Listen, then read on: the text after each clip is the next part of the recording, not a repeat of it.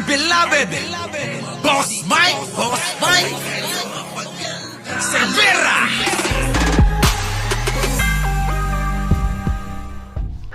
Pangulong Bongbong Marcos, tiwala pa rin kay DPWH Chief Manuel Bonoan. Pinagkakatiwalaan pa rin ni Pangulong Ferdinand Bongbong Marcos Jr. si Public Works and Highway Secretary Manuel Bonoan. Sa ngayon, wala naman pong nababanggit na anuman ang Pangulo. So kung meron man magiging aksyon patungkol kay Secretary Bonoan, hintayin na lamang po natin. For so, as of the moment, nandiyan pa rin po ang trust niya. Sinabi ito ni Palace Press Officer Claire Castro sa kabila na nasa gitna ng mga iskandalo at kontrobersiya ang DPWH dahil sa palpak o guni-guning mga flood control projects. Ayon pa kay Castro, walang anumang binabalak na aksyon ng punong ehekutibo laban kay Bonoan.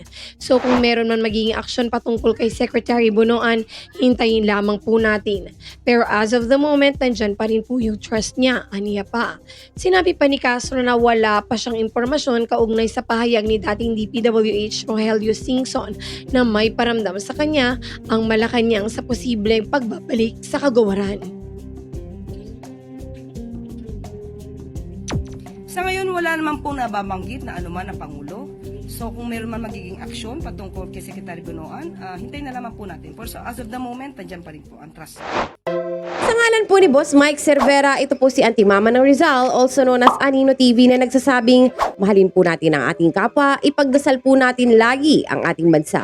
Magandang umaga, magandang hapon at magandang gabi. Saan man dako ng mundo naroon kayo, at syempre, magandang buhay na rin para sa ating lahat. Maraming salamat po. Our beloved Boss Mike